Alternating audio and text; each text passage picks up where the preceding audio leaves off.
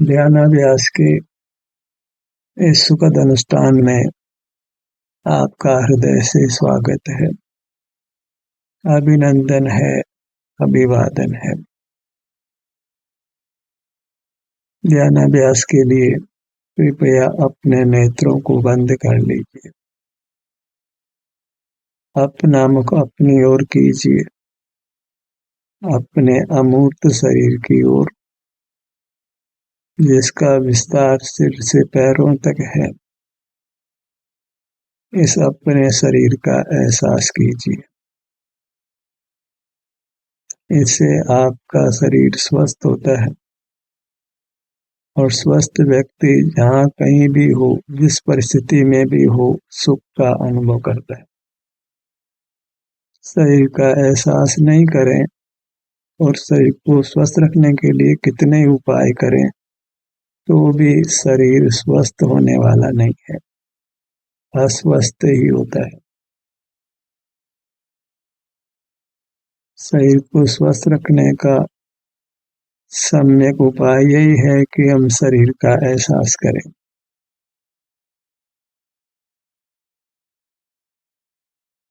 स्वस्थ व्यक्ति जहाँ भी हो सुख का अनुभव करेगा। स्वस्थ माने स्वयं में स्थित होना। जो स्वयं में स्थित है वह सुखी है।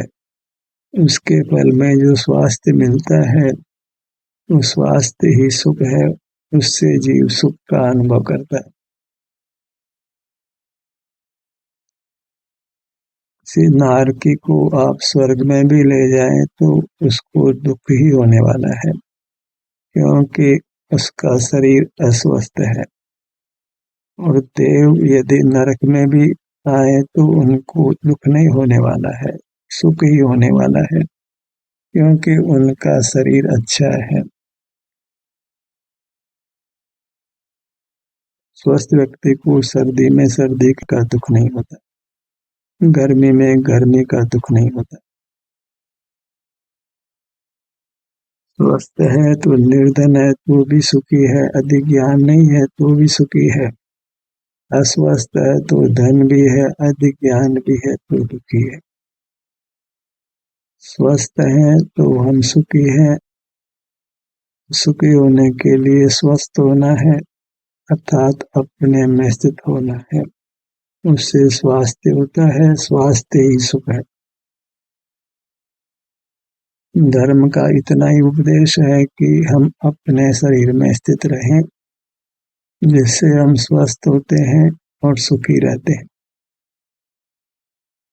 और जितने भी आप उपाय करिए उससे आप स्वस्थ नहीं होंगे। स्वस्थ नहीं होंगे तो स्वास्थ्य नहीं मिलेगा। स्वास्थ्य नहीं होगा तो आप कहीं भी रहें, आप सुखी नहीं होंगे। शरीर में घोर वेदना हो, गर्मी में आपको एसी में भी रखा जाए तो आपको वेदना का दुख ही अनुभव में आता है। हमारा शरीर वेदना रहित रहे, सुख का अनुभव कराए, इसके लिए हमें शरीर में उपस्थित रहना है, शरीर में स्थित रहना है, कायस्थ रहना है, पिंडस्थ रहना है। यही धर्म ध्यान है। ध्यान का धर्म का यही स्वरूप है। यही नरपिंड में सर्व सुख गर्भित है, गुप्त है। शरीर में ही सब सुख है। इस शरीर की उपेक्षा करें तो सुख नहीं मिलता है। शरीर का एहसास करें तो सुख मिलता है। शरीर की उपेक्षा करें अर्थात शरीर का एहसास नहीं करें। संपूर्ण शिक्षा इतनी है कि हमको अपने शरीर का एहसास करना चाहिए। इतना ही धर्म का स्वरूप है, इतनी ही शिक्षा है। पर यह शिक्षा प्राय लुप्त रहती है, क्योंकि संसार दुख का ही बना हुआ है। यहाँ परस्पर काम भोग का ही उपदेश होता है।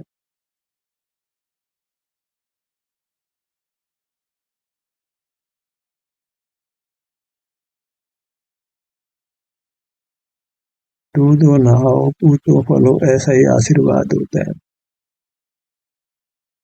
सुखी रहो अर्थात समृद्ध रहो। पर सुखी रहना समृद्धि पे नहीं है, सुखी रहना स्वास्थ्य पर है। तो आशीर्वाद भी दिया जाए तो एक ही आशीर्वाद देना योग्य है कि आप स्वस्थ रहें। स्वस्थ रहेंगे तो सुखी रहेंगे। कहने को तो हम यही कहते हैं कि wish you health and happiness, पर हेल्थ का उपाय नहीं जानते। हेल्थ का उपाय अपने शरीर का एहसास करते हुए रहना है। फिर किसी औषधि की आवश्यकता नहीं पड़ती है, किसी अनुकूल सहयोग जुटाने की आवश्यकता नहीं पड़ती है। सब कुछ स्वतः ही आपको अनुकूल अनुभव में आता है। हर परिस्थिति में स्वस्थ व्यक्ति को सुख का अनुभव होता है। अस्वस्थ व्यक्ति को दुख का अनुभव होता है।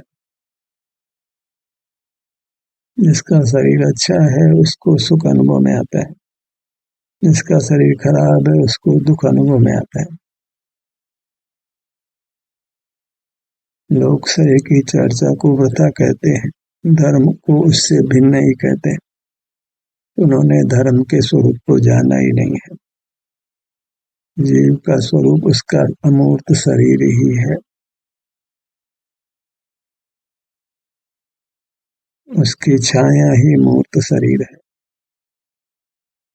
मूर्त शरीर अमूर्त शरीर के समानांतर चलता है। हम बैठते हैं तो मूर्त शरीर बैठ जाता है, हम खड़े होते हैं तो मूर्त शरीर खड़ा हो जाता है। वह तो एक क्षेत्रावकार हमारे साथ वर्णन करता है। उसको अपने से भिन्न क्षेत्र में नहीं माना जा सकता है।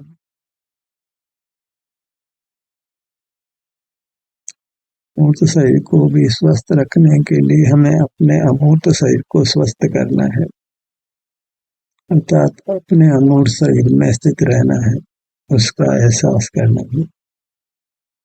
ध्यानाभ्यास में भी हम यही करते हैं। पर इसका सैद्धांतिक विज्ञान समझ लिया जाए तो फिर जीव कहीं भी ध्यानाभ्यास कर सकता है। उसको किसी निर्देश की आवश्यकता नहीं रहती, क्योंकि शरीर सदा ही उपलब्ध है। अमूर्त शरीर है वह आप ही है। आंखें बंद करें और शरीर के विभिन्न भागों का एहसास कर लें। कहीं भी कभी भी इसके लिए कोई मंदिर जाने की, कोई पहाड़ पे जाने की, कोई वन में जाने की आवश्यकता नहीं होती। कहने को भले ही कहें कि मुनि वनवासी होते हैं, पर वास्तव में वे तनवासी होते हैं, अपने काया में रहते हैं, कायवासी होते हैं, कायस्थ होते हैं। वन में स्थित नहीं होते, अपने काय में स्थित होते हैं। जो काय में स्थित है वही भगवान है, और जो काय में नहीं स्थित है वही संसारी प्राणी है, मोही प्राणी है। वह अस्वस्थ होता है, उसका ज्ञान भी मिथ्या होता है, उसका आचरण भी मिथ्या होता है, वह सर्व ही दुखों को भोगता है।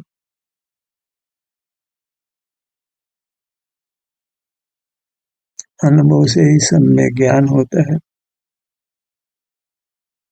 फिर भी कदाचित कोई सही देशना मिलती है तो फिर जीव अनुभव करने लगता है।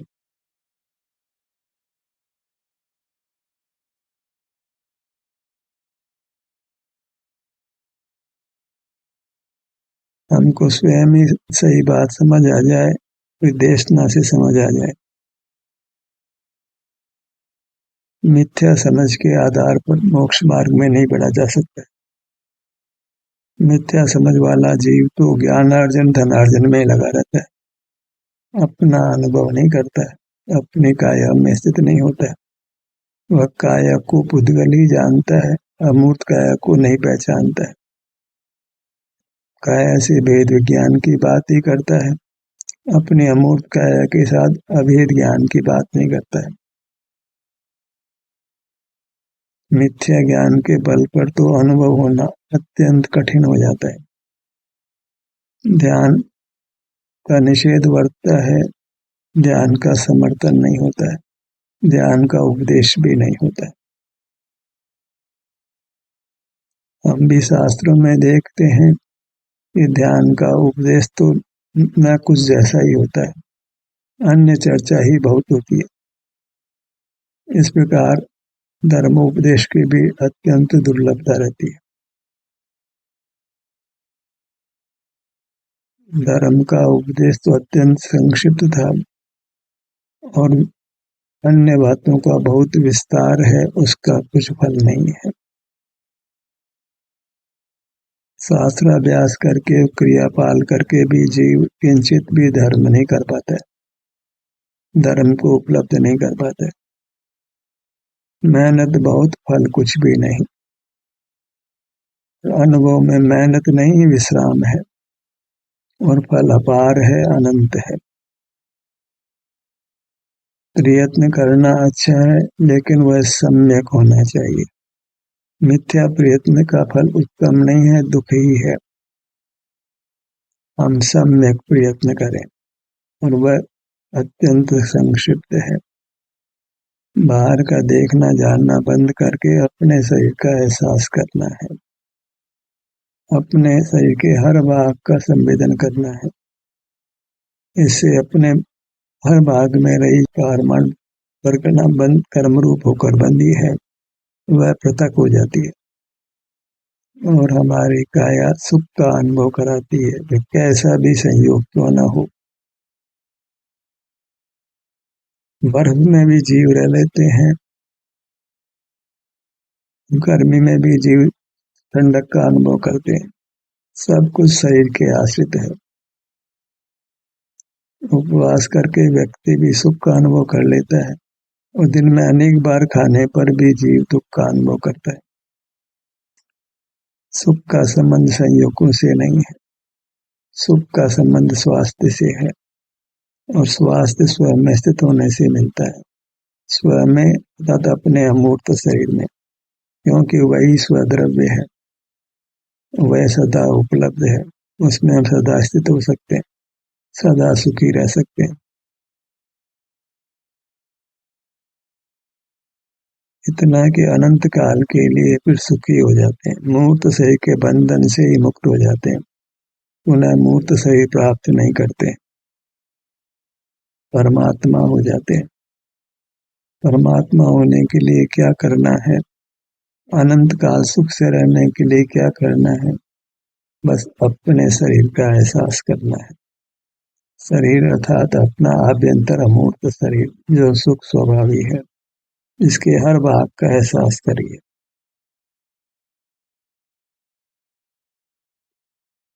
हर भाग में जो कर्मबद्ध है वह आपसे पृथक होगा और आपकी काया अपने आप ही सुख का अनुभव कराने लगेगी, क्योंकि वह सुख प्रदाता है। हम भगवान को कितना ही नमन करें, भगवान ने किंचित भी सुख नहीं देना है। सुख हमको अपने अमूर्त शरीर ने देना है, इसके हर भाग ने देना है, अनुपम देना है, अतीन्द्रिय देना है, तो बिना किसी सहाय के देना है और हमेशा देना है। आराध्य हमारा स्वयं का अमूर्त शरीर है, न कि पर का शरीर। पर के शरीर से हमको सुख नहीं मिलता है, अपने शरीर से सुख मिलता है। कदाचित पर के शरीर के निमित्त से हो तो वह वैश्विक होगा, विश्वरूप होगा और भविष्य में असीम दुख का कारण होगा। परमात्मा भी परद्रव्य है, गुरु भी परद्रव्य है, शास्त्र भी परद्रव्य है। स्वद्रव्य तो अपनी चिन्ह मूर्त है, वही उपादेय है, वही भजनीय है। कितना धर्म के नाम पर का पक्ष होता है, पर को देखने का, जिन प्रतिमा को उनका अभिषेक देखो, उनकी पूजा करो, हर प्रतिमा का दर्शन करो, दूर जाकर भी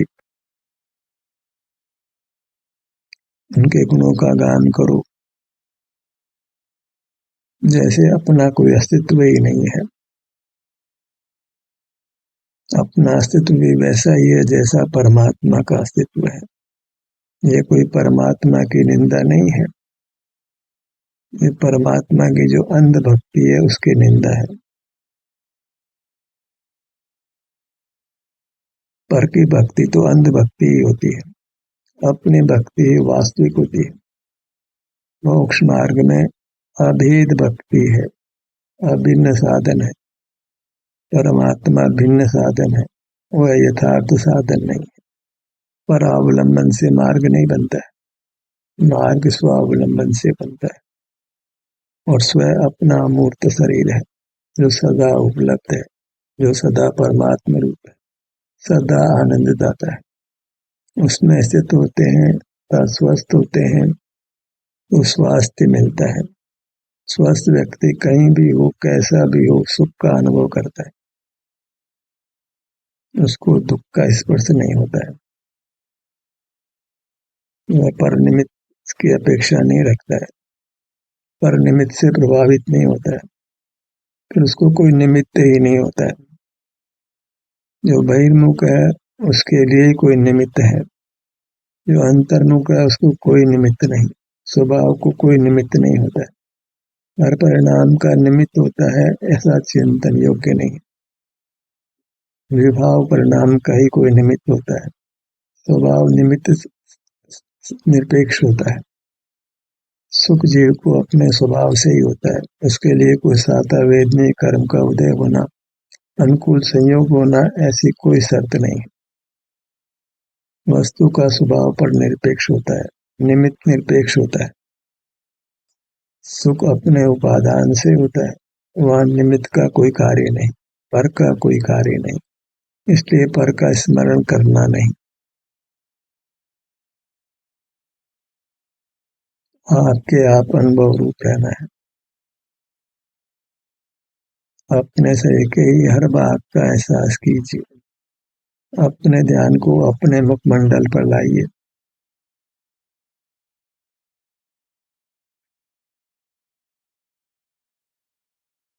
कोई बाह्य साधन की आवश्यकता नहीं है, प्रकाश की आवश्यकता नहीं, कोई इंद्रियों को खोलना नहीं, कोई मन से विचार करना नहीं, अपने हाथों को पांवों को भी हिलाना नहीं, कोई आसन भी करने की जरूरत नहीं, कोई प्राणायाम की जरूरत भी नहीं, बस अपना मुख अपनी ओर कर लेना है, तो स्वतः ही अस्वास्थ्य मिटता है और स्वास्थ्य होता है। अस्वास्थ्य होता है, स्वास्थ्य अनुभव में आता है, लेकिन अस्वास्थ्य नष्ट होता है और स्वास्थ्य अनुभव में आता है। हम अस्वास्थ्य का अनुभव नहीं करते, हम तो अपना मुख अपनी ओर करते हैं, तो स्वतः ही जैसी पर्याय वो अनुभव में आ जाती है। अस्वास्थ्य को देखने के लिए ध्यान नहीं होता है, ध्यान नाम केवल अपना मुख अपनी ओर करना है। फिर जो भी एहसास होता है वह हमको स्वीकार करना है, उसमें हमारा कोई कर्तव्य नहीं है। मार्ग केवल अपना मुख अपनी ओर करना है, स्व अग्र होना है, एकाग्र होना है, एक ने लिए है, दो तीन दूसरे के लिए, एक को बुला दिया जाए, अपने को बुला दिया जाए तो रोना ही रहता है। एक सिल्ली का दृष्टांत सदा ख्याल रखना चाहिए। 9 सिख चिल्ली सरोवर में नहाने जाते हैं, वापस लौट कर आते हैं, गिनती करते हैं, अपनी गिनती नहीं करते, 8 गिनने में आते हैं तो सबके सब रोते हैं, एक डूब गया, क्योंकि एक अपने को गिना नहीं। वही स्थिति हमारी है, हम शेख चिल्ली से अधिक नहीं है। बाह्य धन संपदा को गिनते हैं, परिवार को गिनते हैं, मूर्त शरीर को भी गिन लेते हैं, अपने अमूर्त शरीर का कोई नाम निशान नहीं, उसको गिनती करते ही नहीं। उसकी पहचान ही नहीं, तो फिर रोना ही हाथ लगता है। पंडित भी बन जाता है, मुनि भी बन जाता है, पर आभ्यंतर मूर्त सभी को नहीं जानता है, उसका अनुभव नहीं करता है, उसके सन्मुख नहीं होता है, अपने में स्थित नहीं होता है, स्वस्थ नहीं होता है, तो स्वास्थ्य लाभ नहीं होता है, तो सुख का अनुभव नहीं करता है। तो सबके सब शेख चिल्ली है, सारा जगत शेख चिल्लियों से भरा हुआ है, जो आपको नहीं गिनता है, एक को नहीं गिनता है। ध्यान के नाम पर भी प्रतिमा का ध्यान करो, पहाड़ का ध्यान करो, मंत्रों का ध्यान करो, अपने आभ्यंतर शरीर का ध्यान होता है, उसका तो नाम निशान ही नहीं है, तो मोक्ष मार्ग बिल्कुल नहीं होता है, वृथा का श्रम होता है। सिर के भाग पर आइए।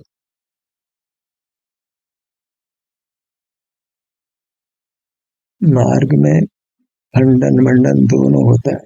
खंडन किया जाए तो अपने को त्रास नहीं आए, आकुलता नहीं आए, नहीं तो मार्ग नहीं बनना है। अज्ञान का नाश होता है, ज्ञान की स्थापना की जाती है। दुख का नाश किया जाता है, सुख की स्थापना की जाती है। ऐसे अस्ति नास्ति से मोक्ष मार्ग चलता है। हमें अज्ञान का भी खंडन करना है और अपना अनुभव भी करना है। अज्ञान के रहते अनुभव नहीं होता। गुरु मध्य पर आइए।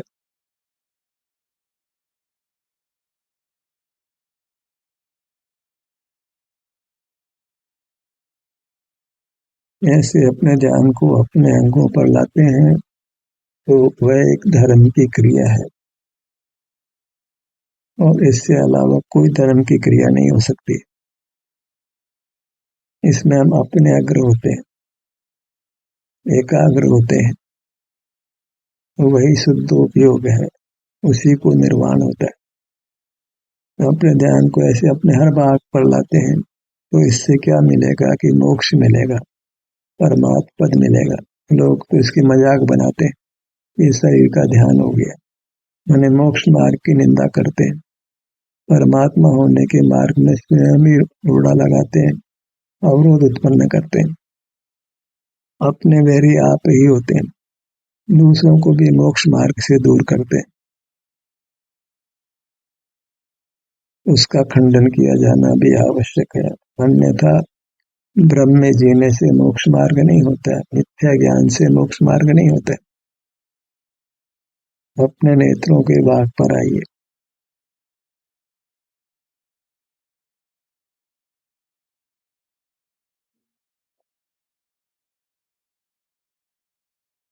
हमें अज्ञान का दृढ़ता से खंडन करना है और मोक्ष मार्ग का दृढ़ता से मंडन करना है, उसको स्थापित करना है। इस प्रकार अस्ति नास्ति से मोक्ष मार्ग होता है। दायां नेत्र। ज्ञान अज्ञान दोनों को साथ नहीं रख सकते।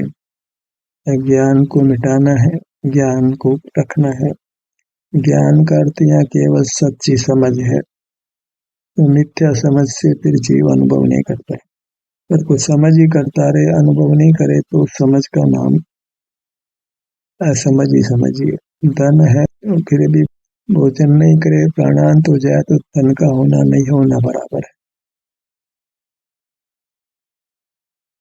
समझना है, क्योंकि समझ मिथ्या ज्ञान का निवारण करती है, पर इतने मात्र से मोक्ष मार्ग नहीं बनता है। कर्म निर्जरा बिल्कुल भी नहीं होती। कर्म निर्जरा तो एक ही तरीके से होती है, वह स्वानुभव से होती है, अपने शरीर के हर भाग का एहसास करने से होती है। बाएं कान पर आइए।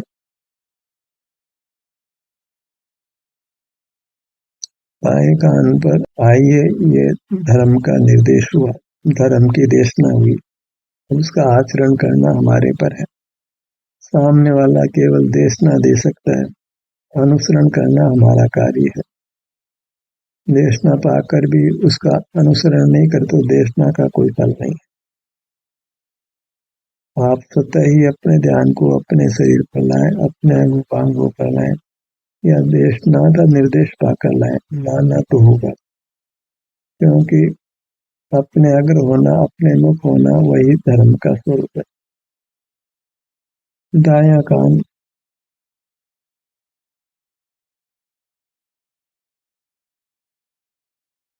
आम एकदम सुगम, फिर भी समझ नहीं हो तो नहीं हो सकता है। किसी के घर जाना हो, उसके घर के बाहर भी खड़े हो, पर समझ नहीं हो कि ये वही घर है जिस घर में हमने जाना है, तो हम उस घर में नहीं जाते हैं, लौट कर अन्यत्र ही चले जाते हैं। समझ हो फिर आचरण हो तो मार्ग बनता है। पर जैन शासन में तो समझ भी सम्यक तभी होती है जब जीव अपने मुख को अपनी ओर करता है। मार्ग स्वानुभव से ही होता है और वह आचरण रूप ही है। अब वो किसी के निर्देश से करते हैं कि आप स्वतः ही कर लेते हैं, स्वतः भी उपयोग अपनी ओर आता है, क्योंकि उपयोग बदलता रहता है, कभी बाहर कभी भीतर। और भीतर ठहरता है तो मोक्ष मार्ग बनता है। केवल भीतर आने मात्र से काम नहीं चलता है, वह गज स्नान जैसा हो जाता है। बीमारी के लिए, इलाज के लिए दवा खाते हैं और बीमारी उत्पन्न करने वाला आहार फिर कर लेते हैं, तो बीमारी ठीक नहीं होती। हमें अपना मुख अपनी ओर करना है और अपने में ठहरना है, तो मार्ग बनता है। अन्यथा शरीर का एहसास तो सब जीवों को होता है, पर उसको मोक्ष मार्ग नहीं माना जाता है। शरीर के एहसास करने को मोक्ष मार्ग माना जाए तो जीव यत्नपूर्वक अपने शरीर का एहसास करता है, तो मोक्ष को पा लेता है। दाएं कान पर आइए।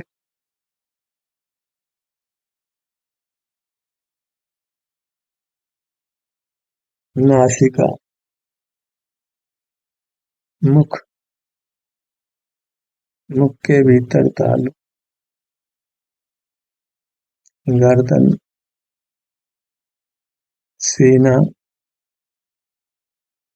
पेट, पीठ, दाईं भुजा, बाईं भुजा, दायां पैर, बायां पैर। इस प्रकार पगतली से सिर तक अर्थात आपाद मस्तक, इतने क्षेत्र में ही हमने विहार करना है। इतने मात्र से हमको परमात्मा हो जाना है, अनंत काल सुख से रहना है। ध्यान का सत्र यही समाप्त होता है। आपकी सहभागिता के लिए धन्यवाद।